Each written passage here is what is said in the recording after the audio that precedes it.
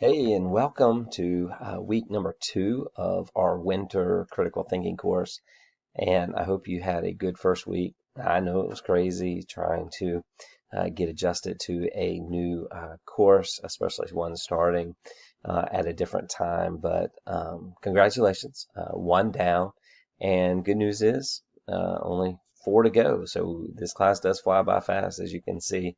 I really want to jump right into kind of what my expectations are for you for this week so that you can make sure that you fully understand all of the um, requirements that are due for each of your assignments. So last week, if you remember, I kind of gave you a little grace when it came to the week 1 reading quiz, where, I know it was your first time taking a quiz for this course, and I gave you some help to feel comfortable, I guess. But week 2 kind of you need to really make sure that you read the chapter, that you highlight, write down whatever you need to do to kind of help you.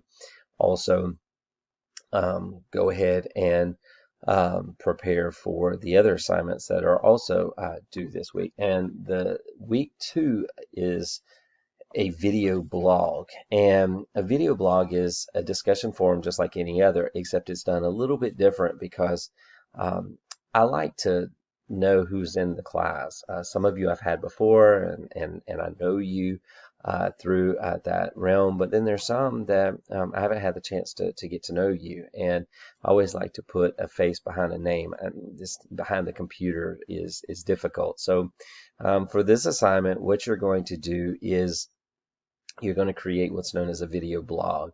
It's very similar to what I'm doing right now through this video, where I'm just having a conversation with you through camera, but it gives you a chance, instead of reading things from me, you get to see me, but you also get to kind of hear what I'm saying for the week's assignments or whatever it is that I'm doing. So in this one, you're going to look at fallacies. And there's a fallacy project. I'll talk about that in a minute.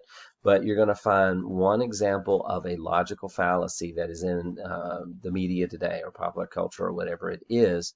And you're going to describe it just by having a conversation. And I do this because when it comes to critical thinking, just in general, actually, sometimes we forget how to communicate.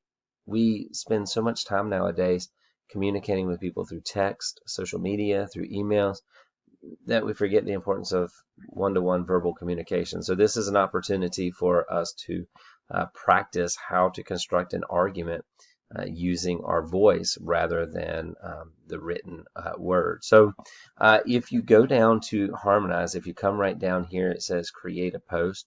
So when you're ready to go create a post, you just click on that, and then there's a spot here that says record audio and video. And if you click on that, it'll give the opportunity to create a video like I'm doing, and it will show up right here in Harmonize. It's that simple. You don't have to do it any other way. This is the way you just need to do it, and it will show up, and you're good to go. So and sorry. And that's the thing. I lost my train of thought, and that's okay. Even in your video, if you lose train of thought, it's okay. Don't sit there and try to strive for perfection. Just have a conversation. But it needs to be between 3 and 5 minutes. And trust me, 3 to 5 minutes is it. It seems like it's a long time, but it goes by pretty fast. But it will allow you to become very comfortable with not only the material, but how to present an argument, how to present your thoughts. So you will do a video blog for your initial, that's on Thursday, and then for your replies to your classmates, you can write those out. So the only video you have to do is your initial. If you want to do videos for your replies, that's awesome. That is awesome, but you do not have to do that. You can write your replies perfectly fine, no issues. Okay, so that's the second assignment, and that's got a Thursday, Sunday deadline to it. And then the final assignment that you have for this week is going to be the fallacy project. And let me put that up for you. If you come down here, you will see that I've given you a video that has the top 10 logical fallacies. excellent resource for you to watch, which will help you with the fallacy project. And the fallacy project instructions are right here. So for the fallacy project, you're going to create a multimedia presentation. It can be PowerPoint, Prezi, Visme, however you want to do it. Just it's not a Google Doc or Word doc. It's got to be a creative, engaging presentation. In the presentation, use images to go along with the words. Don't just create a screen that has just words on it, but use images, pictures, words, to kind of go together, and it makes it for a very engaging presentation. So I've given you a list of fallacies that you can choose from. That video that I have provides information on many of these. You can also use the internet to get additional information, as well as your textbook to help you. So you're going to choose 10 of these 16. Those 10 are going to be the ones that you focus on for your assignment. Now, very important that you pay attention to this. For each fallacy, so you've got 10, right? So for each fallacy, include the following parts. You need a definition in your own words.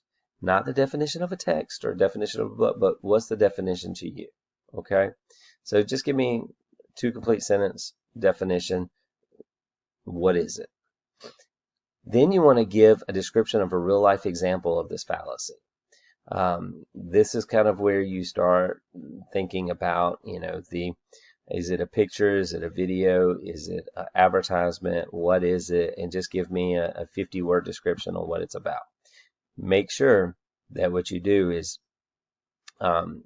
wherever your original source, you can give credit to it. You don't have to do that as far as a citation per se for the I'll give you an example. If you're doing the video on the animals, animal rescue, I forget the name of it, but where they say if you give $1.50 a day, you can help a dog not be killed and be saved. You can rescue the dog. You can just say in the video by SPCA, detailing dog, cruelty, da da da da da. That's an okay citation, and I'll accept that for the actual videos that you're going to use, okay, for this assignment. Add an analysis for each fallacy. That's minimum 75 words, and basically all you're doing on that is explaining how's the video of SPCA dog cruelty, how is it an example of appeal to pity? How do you see that? Okay. Don't use pre-made examples because there's tons of out there, so be careful with that. Okay, don't go out there and try to copy something down. Use your own. Okay, go out there and find your own and write about it. Be creative. Don't put it all on one slide. Probably for each fallacy, you'll want to do several pages or several slides for that. Revise, proofread, revise, proofread, and you can kind of see how things are divided up for your rubric. Okay, so this is the fallacy project. It's due on Sunday night, and like I said, quiz, video blog, and a fallacy project. Yes, I know there's a lot of work, but remember, we're taking an 8 or 16-week course, depending on which one you would have taken. We're condensing it down to 5 weeks, so there's a lot here, but I try to not make it too difficult for you, but just enough that meets the requirements for the course. As always, if I can help you, reach out to me. Happy to do whatever I can to assist you. I hope you have a wonderful week. I appreciate you, and I will get your grades out to you for the first week. My grading policy is I try to have everything back within a week. Hopefully it's a lot faster than that, so you can anticipate me trying to get it back to you by next Saturday at the latest. So it is a busy week with other courses and final exams and things of that, as you know, but we're going to work through it, and we're going to have a great week. And so take care of yourselves and go out and do something good for someone, and I appreciate you.